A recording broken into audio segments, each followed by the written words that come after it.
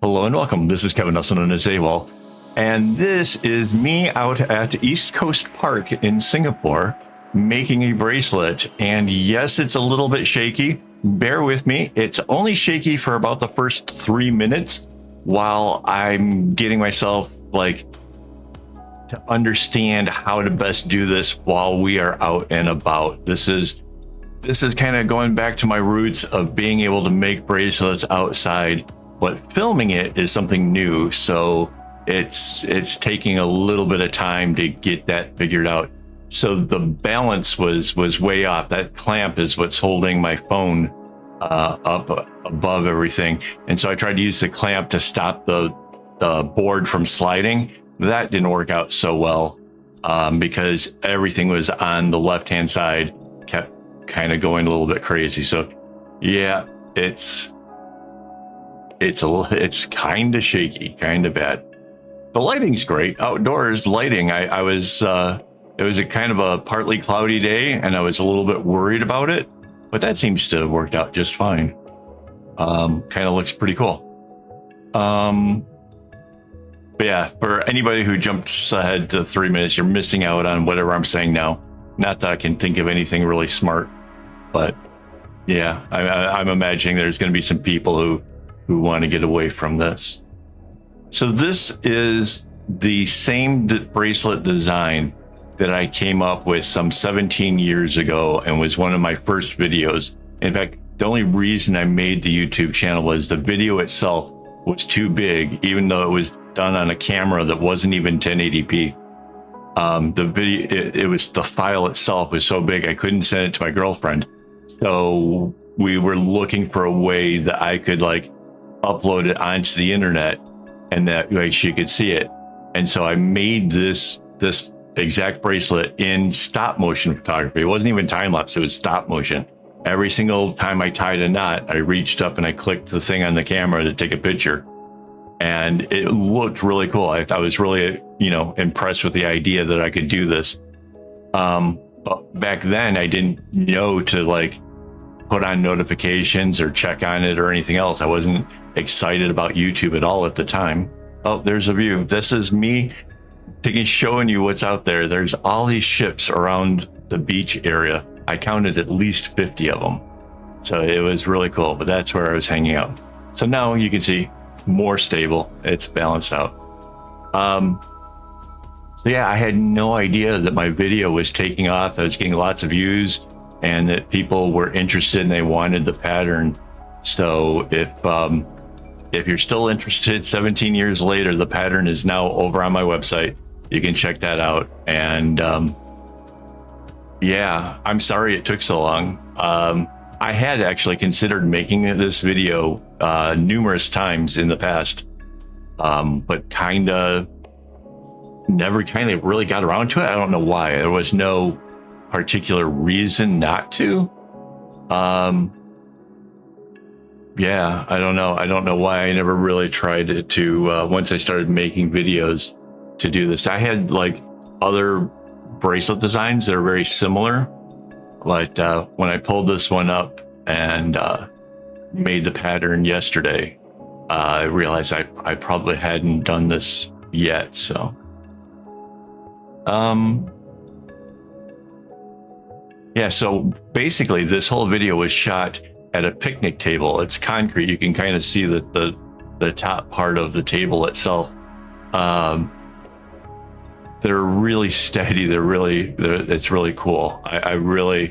It's a neat place for it. It was just a matter of kind of getting things balanced out. And yeah, once that was figured out, not a problem. The whole bracelet itself took about an hour and a half to make it, which I suppose is pretty normal for a 16-string bracelet.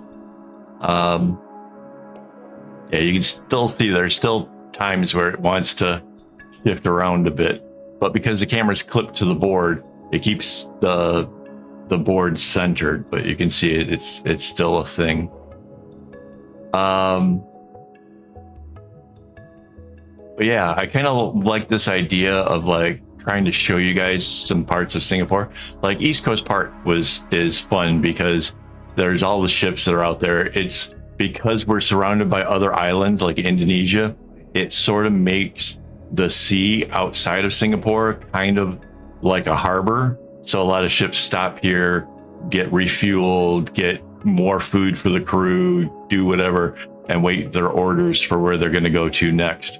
So like there's almost always a lot of ships. Now, like I said, I counted 50, but then way off to my left, there was an area where the ships looked a lot smaller and a lot more condensed. And I couldn't really, without like going on a hike, couldn't see how many were down there. So well over 50 ships in that general area. Was fun. Also, I was very fortunate. I was joined by my new craft while making this, and that was nice. It was nice to have a friend out on a lovely day and making stuff. And she was working on things. I was working on this. It was pretty cool.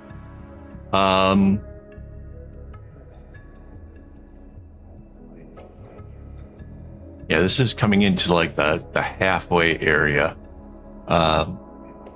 Typically, I would say I don't work this far from the clip normally. You'll see I'm going to scooch it up here in a bit. But in order to kind of keep the tension right, you don't want to work like this far away. Right? It's like yeah, see? Started looking like it was getting a little off. Scooch it up. There you go. Well, because we are at the halfway point, let me just quick shout out to my YouTube members who make this stuff possible. Getting the clamp to be able to put a camera up above the board, that's what you guys help support, things like that.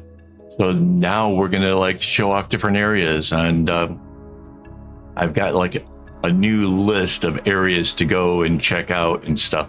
And we're definitely going back to East Coast Park. Like there was only that one little quick shot to show you what it looked like. How did that get?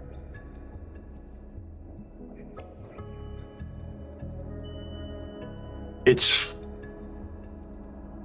flipped around twice. Or it's flipped around.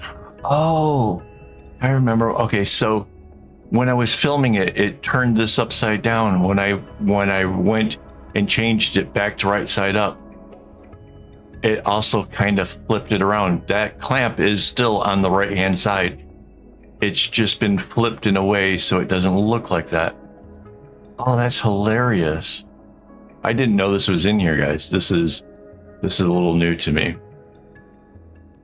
For a moment there, I thought it was like a clip from earlier on got put in the wrong order, and I was going to have to stop the whole voiceover here and like go and do it. But no, it's further on down.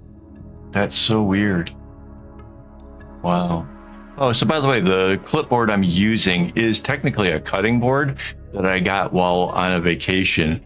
I recognized it as being like the right kind of length to actually work as a board, and got kind of excited about the prospects of that. So the idea like, oh, well, I need to go to a bottle or a pillow or whatever else, like any kind of board, as long as it's thin enough to be able to put on a binder clip, really works. The only thing that I would say that you really want to do though is make sure that it holds it up high enough so that way where you are working is nice and ergonomic. If it's too short and you're working down in your lap, it's not going to be as easy as if it's a bit longer and kind of holds it up a little bit higher and easier to see what you're doing. But yeah, it's just a cutting board, and you can see my binder clip has a kumi coming off of it, and that attaches to a, not knitting, it's a needlepoint needle, which are really big and blunt and perfect for taking out knots if you make a mistake. So it's you know, because it's attached to the clip, it goes with the board, and it's really easy to, in case something goes wrong. So yeah, just a handy little tip you might enjoy, like to help make things easier. Yeah, so now it's getting towards the end. That pink went off to the side. That comes in to close off the middle. I think it's a little bit more jittery right now because I'm really excited because I'm near the end. And yeah, I had been working in like 10 minutes bits for most of the bracelet. Like don't work 10 minutes, take a little break, work 10 minutes. But when I got down here, I was like, let's go. And I put in like an 18-minute sprint towards the end. So this is that. Oh, in case you're wondering, because it's only 4 colors, you can interchange the strings because some of them do get used more than others, but there's places where you can trade off very easily. And yeah, I did do that for the lightest pink color just to make it so that way there would be no problem with the braids, but I think I could have gotten away with it without, but just to be safe. So here it's coming to the end. You've made it through this video. Thank you so much for that. If you haven't already, please hit the like button. It really does help out a lot. Here comes the big reveal. So thank you for watching. And as always, don't get your strings in a bunch.